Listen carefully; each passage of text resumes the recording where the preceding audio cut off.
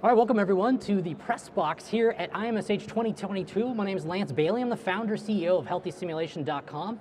We are putting together for the first time ever this amazing press box opportunity with SSH in partnership. So as you can see, it's shared by both groups. We're working together to try to create content to help those that perhaps could not make it to the event this year, or to kind of better understand what's happening here at the showroom floor, to record these sessions and make them available to you at home, wherever you are. So very excited about the lineup of over the next 3 days. We have about 2 hours during each of the exhibit hall sessions to kind of really focus on various specific panels, discussions, interviews, presentations, covering a variety of topics that'll be really helpful to you who are engaging with healthcare simulation to either improve education, training, or patient safety outcomes. So today's first session is going to be about the impacts of COVID-19 on the healthcare simulation space. We're going to get started with a survey results that HealthySimulation.com has put out to the general public over the last 6 months to better understand how COVID has impacted our programs in various different capacities. SSH also has some COVID-19 survey results in terms of an industry-wide survey. They're going to be releasing those results, I believe some of them here at the IMSH 2022 in Los Angeles shortly, and they're going to go ahead and get those out to you as well. But for here today, we're going to just talk about the survey results that we found from HealthySimulation.com in order to help you better understand about what's going on in the space for others, so that we can all kind of learn and see what kind of impact this has made to each of us and to our programs as a whole. Hi, how are you all doing? Hey, how are you? Yeah, come and sit down and watch. We're having. Yeah, come crashing. So we're talking about the impacts of COVID on the healthcare simulation industry with a survey from Healthy Simulation that we just put together, and we're going to share the results here. If you'd like to, you can bring up the presentation that I built for this. It's at bit.ly, everyone, bit.ly/COVID Sim Survey. That's where we've got a mini presentation of slides of the kind of content that I'm going to be sharing with us all here in terms of this survey results. So bit.ly for bit.ly, and that's /COVID Sim Survey, helpful to kind of check out what's going on there. And with that, we're going to go ahead and start to take a look. So we had over 130 respondents for this survey from all over the world, and I'm excited to say that we did offer for some individuals the opportunity who completed the survey to win an annual subscription to the new HealthySimulation.com Learn platform, where we have a lot of our CE webinar and course content available. So those winners are Catherine Ross, who's an RN and health lab technician at Pearson Adult and Career Center. Congratulations to Catherine. And to Diane Carius, PhD, CHSC, or Certified Healthcare Simulation Educator, and the Director of the Simulation Program at Kansas City University. So we'll be sending out notifications to them shortly about their winning, and they're going to get access to the Learn platform for the next year for all the courses that we've got, or excuse me, all the webinars that we have available already, and all the new webinars that we'll have up and available to us in the near future. So that being said, let's go ahead and take a look at some of the results that we're seeing from this survey. So first thing we asked everyone was just to kind of get a better understanding about the types of individuals that are working in clinical simulation that submitted to this survey. How many years have you been working in simulation? And we had about 42 respondents, or about 30%, said that they were working for over 10 years. Another 23% said that they were working for between 6 and 9 years, and another 30% 3 to 5 years. So to me, that's quite significant, because obviously to have experience in the clinical simulation industry right now, or the community, is quite rare. And so to know that we had somewhere around 80% of respondents who have either 3 to 10 years of experience, pretty exciting to know that we've got kind of a more advanced community, with certainly over 50% of respondents saying that they had 6 to 10 plus years of experience in the simulation industry. The disciplines that these individuals represent in terms of their simulation programs: nursing students were a part of the representation. 64% said that they also did for nursing students, and 40% for nursing professionals, 27% for medical students, and 25% for medical residents. And then allied health students, 30%, allied health professionals, 22%. So I think that's really important. You know, this was a checkbox, so you could have any one of those learners as be a part of it, but certainly we're seeing across the board that nursing makes up the majority, then medicine, and then we have allied health behind that. So if you'd love to follow along, again, that link is bit.ly/COVID Sim Survey. So really easy to kind of check out the little presentation that we put up there about these specific stats there. Next question is, did your in-person simulation labs close due to the pandemic? So here we go, getting started with some of the content that we're doing over here in terms of what's going on specifically with COVID. So the majority of individuals said yes, they did have some kind of closure of their simulation programs. 18.5% said that they did not. The rest did to varying degrees, with 6 months being the most. Over 30% closed for 6 months. And then we had over 15% 12 months, and yet another 10% closed for over 12 months. So certainly there were a lot of simulation labs that were completely shut down for a number of months, and I'm sure that that had an impact on their ability to provide clinical education and training during those time frames, right? So next question, our simulation program upgraded or remodeled its physical lab spaces during the absence of learners during COVID. So our simulation program upgraded or remodeled its lab spaces, right? And so I think what's important to note about this is that it was taking place during that time when the learners were out. We had over 37% said that they agreed with that statement or strongly agreed, and so that they did have an opportunity to take the COVID timeframe where their programs were shut down and remodel or upgrade or update their spaces, right? So at least, if nothing else, we had an opportunity here to help kind of remodel and redevelop our simulation lab spaces in a way that would help them to achieve better outcomes overall.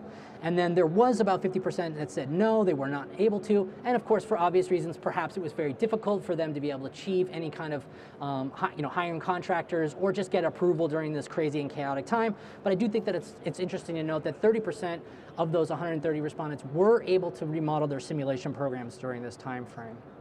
The next question, our simulation program has significantly increased its ability to provide remote learning opportunities because of COVID. So during COVID, did your programs increase the ability to provide remote learning?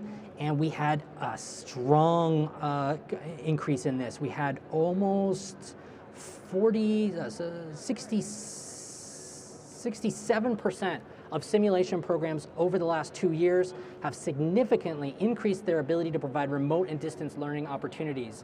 I think that's very telling in terms of ripping off that Band-Aid of exploring some of these technologies and integrating into the program, enabling for them to continue to provide clinical education and training opportunities.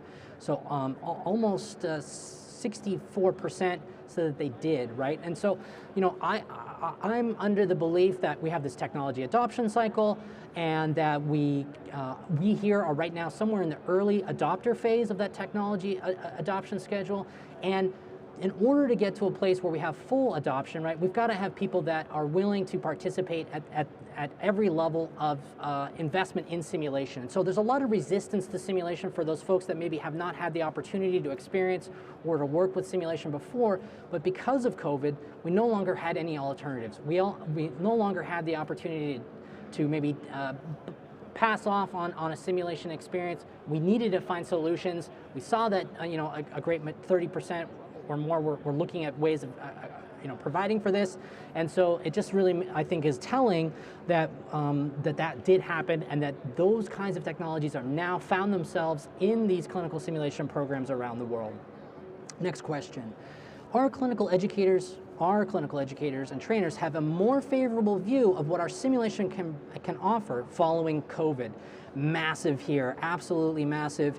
We have the 70% said that they agreed or strongly agreed that their clinical educators have more favorable views of what simulation can do, right? So now we have simulation programs, in my view, that have demonstrated the ability to handle chaotic situations, utilize technology for meaningful outcomes, track that performance, and showcase what kind of success can happen when you make an investment in simulation.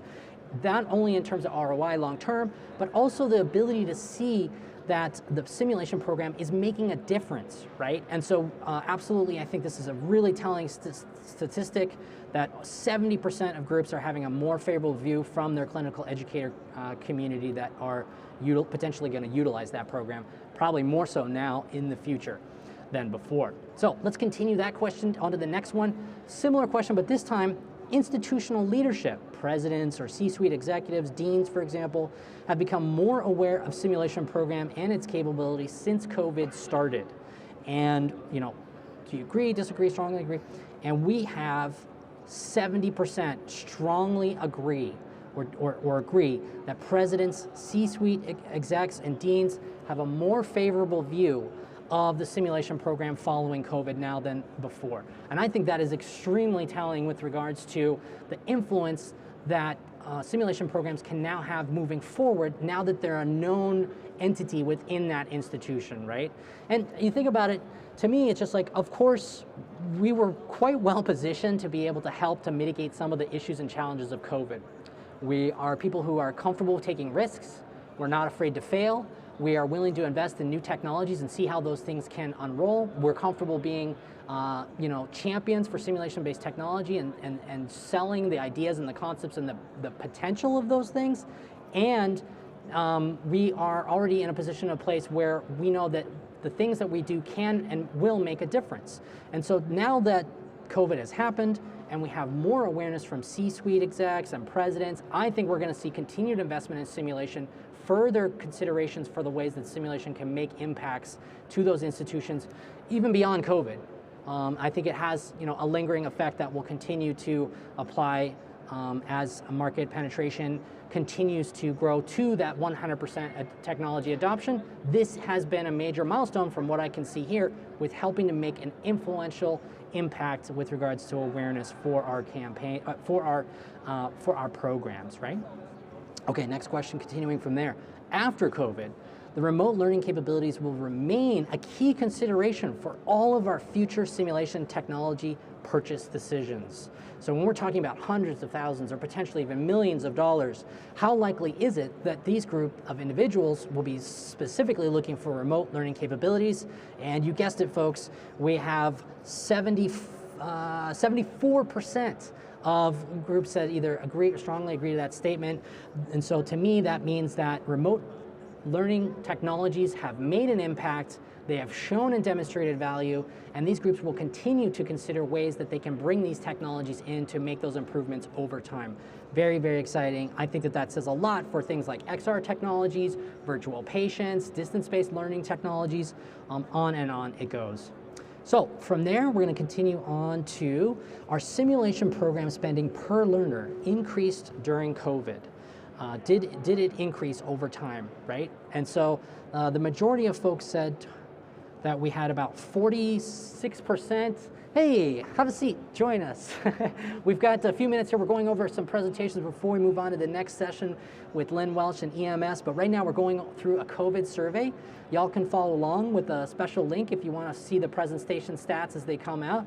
bit.ly is the link /COVID sim survey. Our simulation program spending per learner increased, and we had 46% agree or strongly agree that yes, it did increase in terms of simulation spending per learner during the COVID phase, right? So we did have about 31% that said no, it did not, and then another 20% or so that said absolutely did not. So they were neutral, maybe it was about the same, and about 40% said no, that did not happen. But I do think that it's telling that almost 50% said yes, they did increase their spending per learner. So let's now we indicate, ask them to indicate the modalities of your simulation program which were invested in the most during the COVID phase. And so the one that, there were a lot of groups that did not make any investment in any of those unique technologies, but a lot of groups made up to a $10,000 investment in a full range of different technologies. Everything from blended learning, take-home skills trainers, new audio-visual systems, mixed reality, augmented reality, virtual reality, and desktop screen-based patients. So certainly I think that a large number of smaller investments were made into into all of those key platforms. I will say that augmented reality was the least, and that desktop screen-based virtual patients was the most. Following that, we do see smaller numbers of investment, but larger investment amounts, ranging from $10,000 to $25,000, $25,000 to $50,000, $50,000 to $100,000, or $100,000 plus. The systems that had the most investment in the highest amount of the $100,000 plus were new audio-video systems. And this makes sense, right? Because audio-video systems require a lot of hardware. it's very expensive to kind of invest in integration and making sure that all those systems are going to work the way we need them to, recording technologies, and then on top of that you have the learning tools, or the LMSs, if you will, that are helping to manage that simulation program management overflow. So we still saw plenty of investments ranging in all those different prices in desktop screen-based virtual patients, virtual reality, augmented reality, mixed reality, and take-home skills trainers. Not so much in the $100,000 range for the skills trainers, but certainly investments being made at around $10 to $25,000 consistently. Lots of investments being made at the $50,000, $100,000 range for virtual reality, and for, looks like, mixed reality or blended learning opportunities. Okay, so pretty telling about kind of the budgets that were invested into these different types of technologies over the past 2 years. Next question, the remote simulation technologies we invested in to combat COVID are more cost effective than the way we previously taught the same material. So, has this been better, about the same, or worse in terms of how we used to do things and these new technologies that we've invested in? 35% said that they agreed or strongly agreed that these new technologies were more cost effective. 48% said that they were about the same, and about 15% said that no, they were not as cost effective. So we need to kind of dig deeper into understanding a little bit more about why that is. We've got a couple of text boxed answers coming up here that we'll highlight to kind of cover why maybe some of those groups did find greater cost effectiveness. Many found it to be equal, which I think, you know, is still a positive, because it means that wasn't more expensive to invest in these technologies. It was either at or better for the majority of them. Pretty telling. Next up, we've got, because of COVID, resistance from institutional leadership to purchasing future simulation technologies has reduced. Okay, so that's an important number. How have we been able to convey the importance of these technologies to our administrators when it comes to making the investments into simulation? And you'll be excited to hear that we had 42% of groups, so almost half, said that the resistance has been reduced and that institutional leadership are more willing to make investments into simulation-based technologies. About 30% said it was just the same, and 25% said that no, it has not yet made any difference to those programs. So I think it's kind of telling that we had the majority of groups saying that the resistance or the barriers have been reduced, and we're going to have, in my mind then, more willingness to make investments in these technologies, which can lead to great outcomes. Next up, our spending on simulated capital equipment / capital systems has increased during COVID. So those large capital investments, maybe, you know, the higher fidelity mannequins, the audiovisual systems, the LMSs, whatever it is for that, you know, larger capital equipment purchases. And we have 47% of groups saying yes, that they did increase their spending on those during COVID. 27% said neutral, it was about the same as what they were doing before, and about 23% or so said that no, they did not. So the majority being yes, I think that's pretty telling that we're seeing that groups did make investments, and that those investments, you know, because of the other stats that we shared, are making a difference, and that people are appreciating them and taking notice, and that they're making an impact. Continuing in that same vein, remote learning investments will continue at our institution even after the COVID pandemic ends. Whenever that is, who knows anymore. Remote learning investments will continue at our institution even after, and we had 57%, it looks like, said yes, they're going to continue to make investments into learning investments into the institution even after the pandemic comes to a close. Only 17% said no, they were not. Okay, so please, next one. We'll skip that one. Okay, the remote simulation technologies we invested in to combat COVID improved learning and training outcomes over the previous ways that we trained the same material. So now, are the technologies that we invested in better in terms of reaching those training outcomes than previous ways of doing things, which I would think probably involved more brick and mortar interactions? You'll be excited to hear that we had about almost 40% said yes, that the remote distance simulation technologies invested in are actually providing for better training and learning outcomes overall. 44% said it was about the same, and we had about I'd say 17% or whatever is left over saying no. So I would still say, while it's not necessarily half, I would say that a lot of groups found that they were either at the same level of outcome performance or better. And I think that's very telling for what's to come down the pipeline for our simulation programs with regards to continued investment into these spaces over time. So we asked them, follow up, are you satisfied or dissatisfied with the simulation technologies your program's invested in? I'll just read some of this, the quotes that came from there. Remote distance technologies offer another way of teaching and learning, greater flexibility. They are easy to use and easily accessible for students, so democratization of access, I think, is a really important point when it comes to talking about these things. We've invested in new technologies but did not provide enough training for involved staff to use them. That brings us to why it's so important to consider things like SimGhosts or SimOps to ensure that both clinical educators and technical staff are proficient with these technology standards, right? And how do you best implement them and adopt them? Something that really has to be considered. Just this past week, healthysimulation.com engaged in a webinar with some of the members and leadership from Anaxel on the new standard for their standards of simulation best practice, where they shared about professional development and how important that is. It's a new standard, just came out this past quarter, and so certainly if you're interested in checking that out, you should definitely just search on learn.healthysimulation.com. You'll find it, and a really important caveat that I think is really important for us to be considering in the near future. Okay, so someone's saying here, it was time to upgrade our simulators, and we did, and we love them. However, now the new equipment makes our old equipment look shabby in comparison. Well, that's going to be a problem for all of us, no matter the time or place. And that's the thing, folks, you really need to remember that simulation-based technologies, just like any other technology, it has a shelf life, right? No one is using an iPhone 1 anymore. It's obsolete. Maybe my dad is actually, but for the majority of us, and that's the thing, we have to kind of consider and be ready for technology refresh cycles on a regular basis.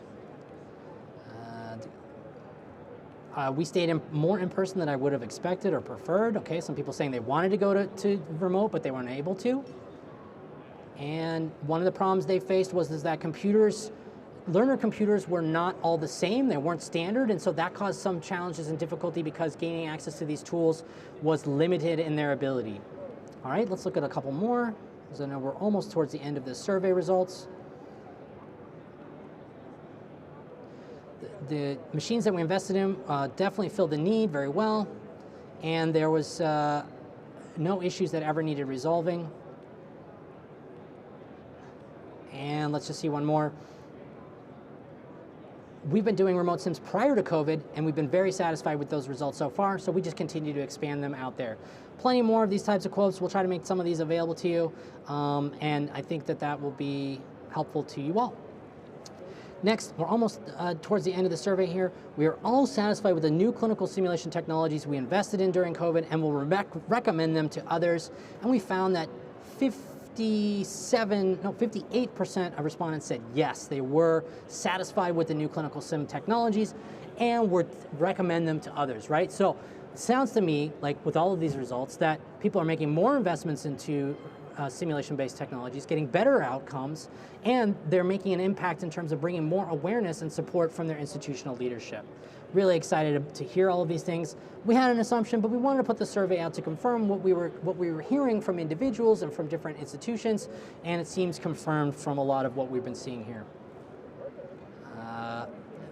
So we'd ask people specifically, share with us a few sentences about how COVID has made a lasting impact in your simulation educational program.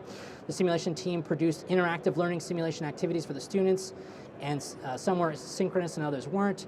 This increased utilization of our simulation program, opportunity to consider different modalities and reconsider use of others,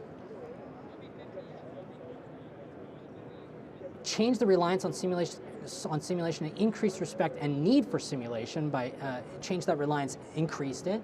And let's see what else here. There was a push needed to upgrade spaces and systems as well as teaching techniques that was met by administration, and it made a difference for us. It brought the importance of PPE training, donning and doffing to light, knowing we can do that with a virtual learning environment safely, provided really good outcomes. Very cool. Well, it seems like a lot of groups are saying here, that it was impactful and it was meaningful to them, right? So that pretty much wraps up the survey results. Really excited to see about what happened there. I think it's very telling that those things are there and that they made a difference for all of these programs. I'm sure we're going to be seeing more about XR technologies, including mixed reality, virtual reality, screen-based learning, hybrid training in the future because of COVID. It has made a difference, and so certainly important to consider where your institution fell on that and what it should be considering compared to others in the space. So with that, we'll end this session and look forward to seeing you at the next one.